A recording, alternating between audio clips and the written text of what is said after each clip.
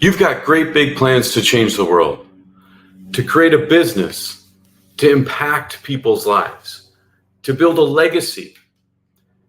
But it's all in your head because analysis paralysis is real.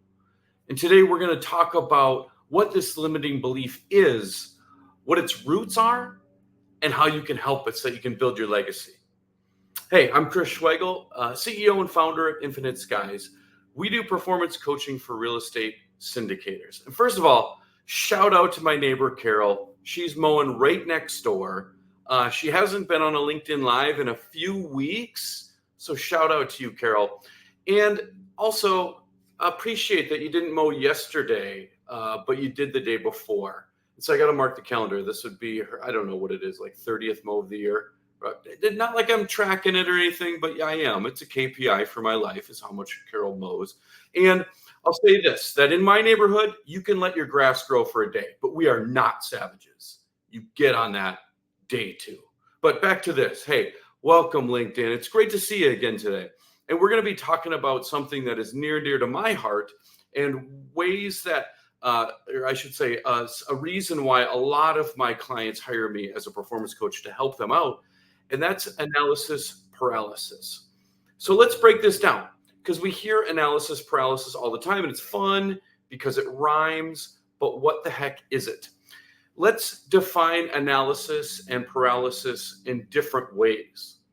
So analysis means thinking and paralysis means frozen. And what is it that is in the middle of that, of thinking and freezing? It's fear. We're frozen in fear. And we believe that if we think more, that we'll get results. But that's not the case. It's never been the case. It's never going to be the case. And so what we do is we kick our legacy down the road. Instead of taking action today, what we do is we say, hey, someday I will be that person. Someday I'm going to be the head of a corporation. Someday I'm going to have $10 million investors. Someday I'm going to have $50 million assets under management. Someday I'll have a business that runs itself. Someday I'll have a team that's motivated to work towards the mission, vision, values of the team. Someday we'll have all this in place. If I just think hard enough, if I just read more books, if I just listen to more podcasts and do more networking, maybe join another mastermind group, that might be it. But those are all fool's errands. They're not going to get the job done because analysis paralysis, being frozen by fear, is a part of your psychology. It's rooted in your childhood. And the way you set it free is you go back to your childhood. You take a look at those limiting beliefs. You say, I don't need you in my life anymore. And you develop new ones. So first, let's talk about the three most prominent features, maybe? The three, I should have had a word for this. The three most prominent manifestations, perhaps, of analysis paralysis. We're going to talk about people pleasing, lack of confidence or a fear of failure, and black or white thinking. So these things are different terms for analysis paralysis, but they're ways that our mind gets us to stop. Whatever we want to do, whatever big plan we're going to do, whatever discovery we're going to make, big or small, we stop because these things leak in. So first, let's take a look at people pleasing. This is where you say yes to everybody, where you're super stoked to help out, and it's at the cost of what you want to do. So basically, it's being passive aggressive towards yourself. Passive by saying, I'm not important, you're more important, so I'll say yes to you always. And it's aggressive towards yourself by saying, hey, you get in the back seat. Self, you don't have a say in this. And so people pleasing is really a way that we can massage away our fears by joining into other people's mission in their lives. If I try for you, that doesn't mean that I have to try for me, and there's no chance that I can fail on my own dreams if I'm working on your dreams. It's something that happens quite often. Another thing that so what you can need to do here is you need to, instead of saying yes to everybody, automatically say a no. And that sounds easier said than done, and it is. But there's ways that you can build up to this. You can practice saying no in a mirror. You can practice looking at different people's like LinkedIn profiles and imagine them asking you for something and saying no, and how you can pivot that conversation to saying, no, I appreciate the offer, but right now I'm focusing on some other stuff. I'll circle back later. And so it's just practicing saying no. And what you'll find when you say no is that you have a newfound confidence in yourself, and you have tons more time than you thought you had to work on your dreams and your goals. Next, what you can do if you are a people pleaser, you can get some social supports. You can have some people rooting for you on your side that are checking in with you about your boundaries. You could have an accountability partner or mastermind group.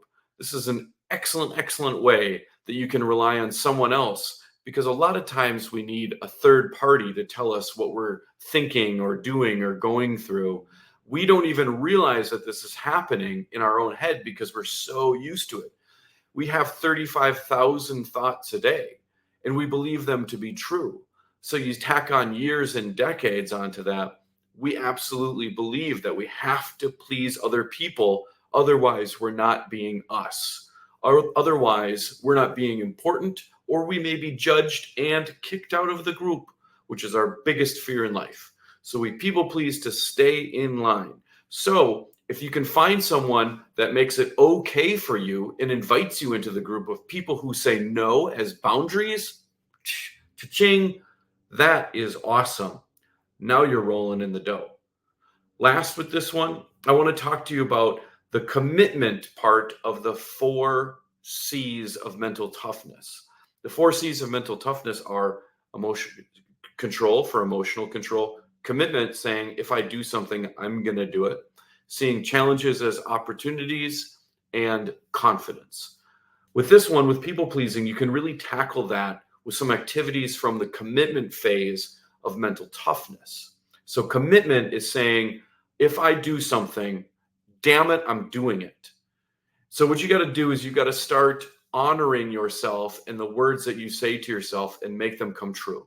So start really small and build up.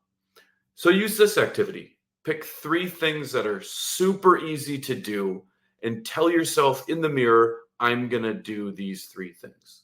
It could be something like, I'm going to eat a smoothie for breakfast. I'm going to go for a jog today. And I'm going to say something nice to my wife. And then you have to do them. So start making some little commitments to yourself so that they can grow into big commitments. Because moving this muscle from saying yes constantly to saying no is going to take some commitment. And if you've built up that commitment in your personal mindset bank, you can take some withdrawals here if you need it. So people pleasing, tough one. A lot of times people feel like they don't have the guts, or they don't have the power, they don't have the ability to go out on their own. That is all foolish. That is absolute rubbish. You are powerful. I think you're in fear of how powerful you are, to be honest.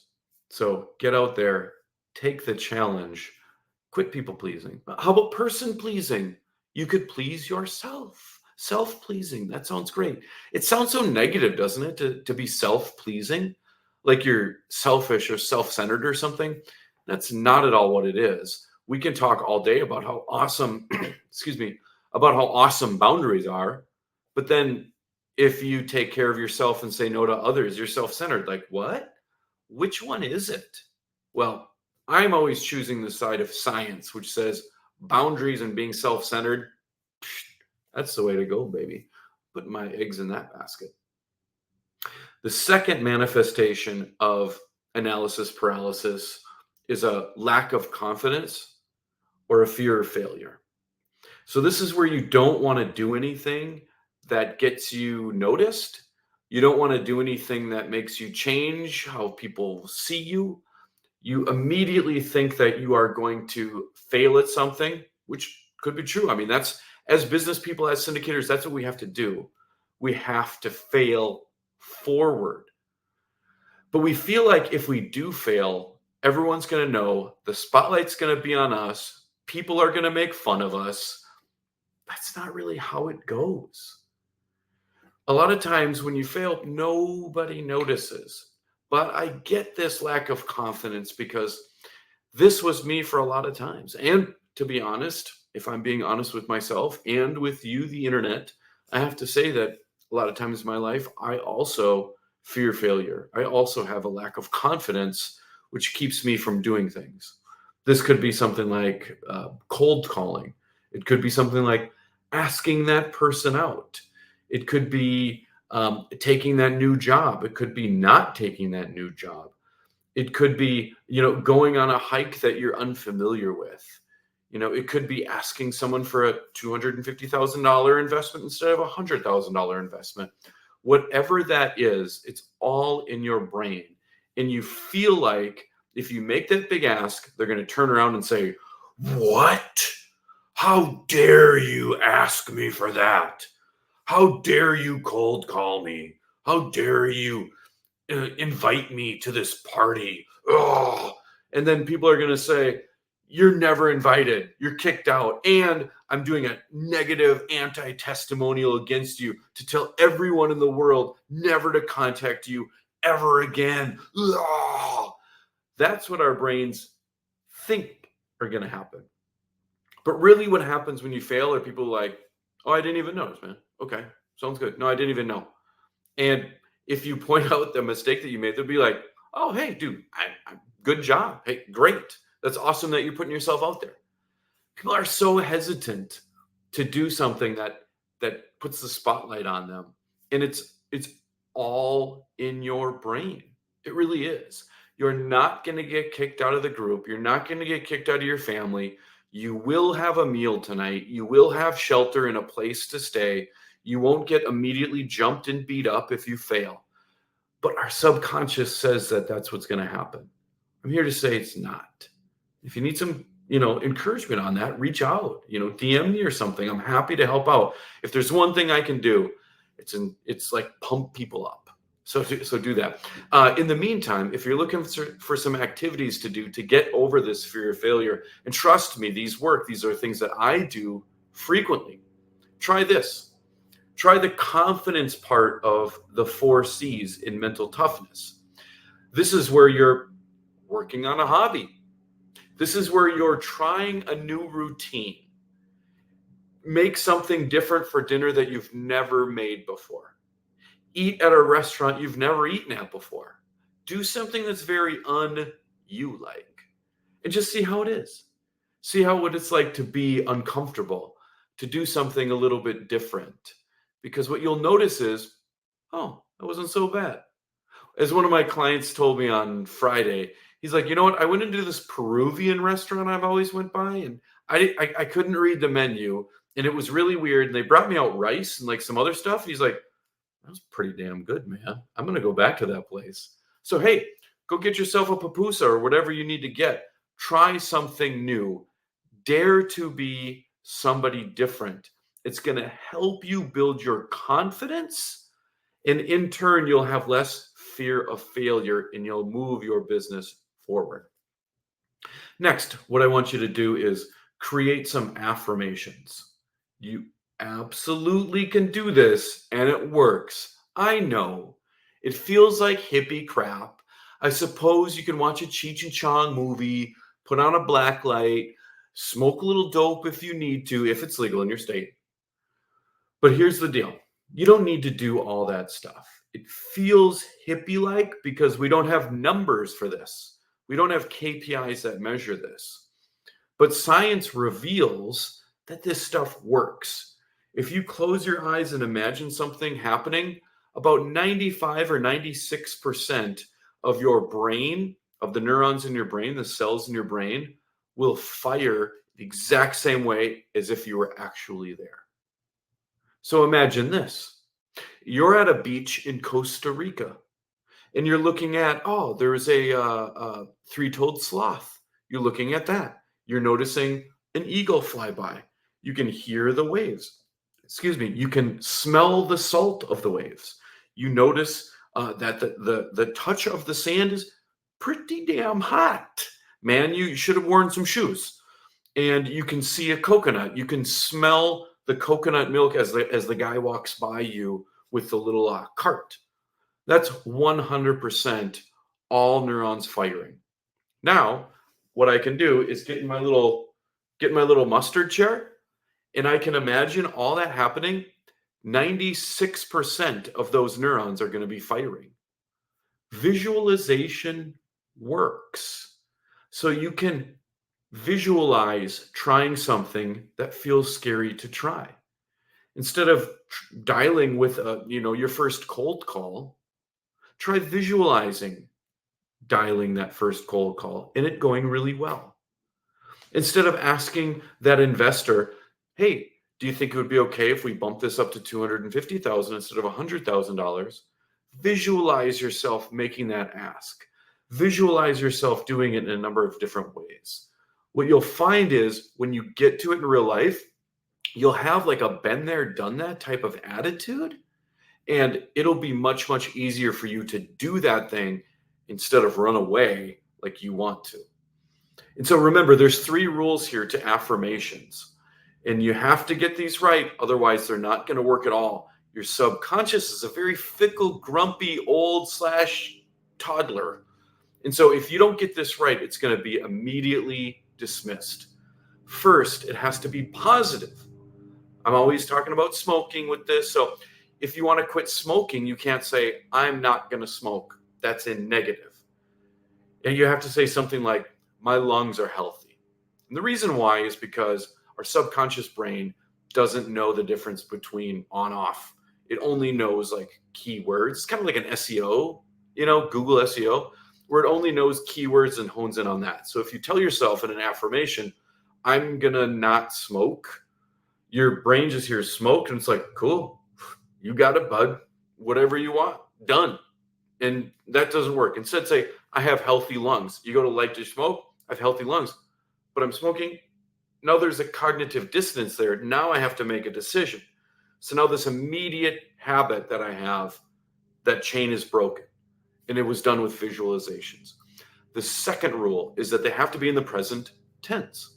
So this isn't, hey, next year I'm going to raise $2 million. No, it's today I raise $2 million. And this might not be true. This might not be in your capability, but what you're doing is you are priming your neurons for that to come true. Or as hippies call it, you're manifesting. But it's science-backed. It's proven in the psychological research to work.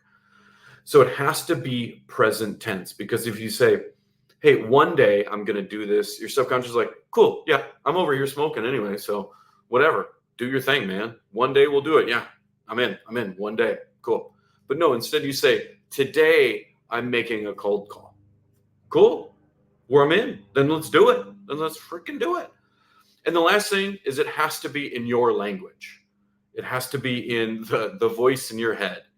And I'm sorry, the voice in my head is like a frat guy. And so that's like a little off. I know other people who have much more serious self-talk than I have. But it has to be in your own voice, which is why when you go to Kohl's and you see the like live, laugh, love, or, YOLO sign, why that doesn't hit you, why it doesn't move you, is because it's not in your language. Like my inner voice would never be like, hey, live, laugh, love, brah. No, that doesn't fit in. Spicoli wouldn't say that. So I wouldn't say that to myself. So use those 3 filters to get yourself some great affirmations. Remember, they have to be positively stated, present tense, and in your voice. And this will absolutely work to end your analysis paralysis. Hey, if you need even more, ask for supports. Ask for support from a accountability partner. Tell someone what you're doing. Tell someone your plan. Reach out to people. Again, a lot of analysis paralysis is, I will make a mistake and get kicked out of this group. So instead, invite people into your group, tell them what you're doing so that you absolutely can't be kicked out of the group, because your group is predicated on you making mistakes. So do that. All right, last but not least, the third aspect of analysis paralysis is rigid thinking or black and white thinking. This is where, I shouldn't say that. That's like a really psychological term to describe perfectionism. So things have to be perfect or they're not getting done. Either I'm getting a 100% on this test or I'm getting a 0%. And this sounds ridiculous when you say it out loud, but it's true. This is my analysis paralysis affliction. I have a lot of perfectionism. I want things to look nice. I enjoy beautiful things. I enjoy colorful things. I enjoy snooty art. I enjoy highbrow music, all that kind of stuff. So it's if what I'm putting out isn't up to my snuff, I just don't like it. I don't want to be associated with it. But a lot of times it really keeps me hamstrung and not doing things that could really move my business. Instead, I'm just here sitting overthinking, frozen in fear. And so here's ways that I am and you can get over that rigid thinking or black and white thinking or perfectionism. First of all, completely change your routine for a week. Drive differently or ride your bike. Take a scooter if you've got to. Have dinner last and breakfast first. Call people when you normally text when you normally call. Do things differently. Just get out of this mindset that these are the way things work. Use a different coffee mug. Drink a different coffee. Switch to tea. I mean, whatever you got to do, just switch up your routines so that you feel like you can have some gray area in your life. The next thing you can do is take in stuff that isn't black or white, that isn't perfect. Take a walk in nature. There's beauty in the fact that that tree was struck by lightning 15 years ago and now it's decaying. There's beauty in the fact that this pond is overgrown with algae because now it's getting to be July and it's super hot. There's beauty in the imperfections of nature. Or go to an art museum. Art is all about this is great, this isn't great. Who the hell cares? Enjoy the beauty in the imperfections. I'll never forget when my daughter and I went to an art museum when she had some days off from school a few months ago. And she said, boy, there's sure a lot of like naked people in art. And I was like, yes, there is a lot of naked people in art.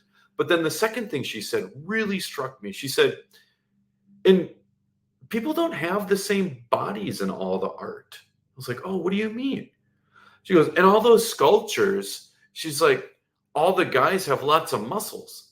But in these paintings, people really don't have muscles and they're kind of fat. And in this other one, people are like super skinny and they kind of look like they haven't eaten in a while. That's the beauty of it, is that we're all different. We're all gray. There's no such thing as perfection. So quit trying to pretend like there is. Just get out there and do your thing. Celebrate it. Go to a concert, go to a musical concert, because what you're going to get is the real deal. Sure, you could listen to it on Apple Tunes or Spotify or the radio, whatever you want. But that's the polished version that they want to have exist forever.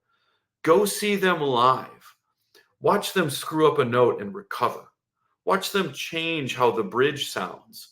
Watch the blood, sweat, and tears that goes into each song and how the musicians react to the crowd. That's perfect because it's imperfect. Just like you. You are absolutely perfect. So do your thing and embrace it. So when you start overthinking and are frozen in fear, do two things. One, you go to that mirror and you look into it and you say, I am absolutely perfect. Two, hey, you hit up your boy. I'm always going to be there to encourage you, to inspire you, hopefully, to get you to keep on going. Hey, I've lived a pretty full life for a 43-year-old bald white guy. And I am happy to say I've had a lot of things not go my way. So if you tell me about things that are happening in your life or your business that aren't going your way, I've got your back. Always judgment free. Until next Wednesday, hey, enjoy the 4th. Get out there and mow the lawn if you haven't in a few hours. And I'll see you next Wednesday. All the best.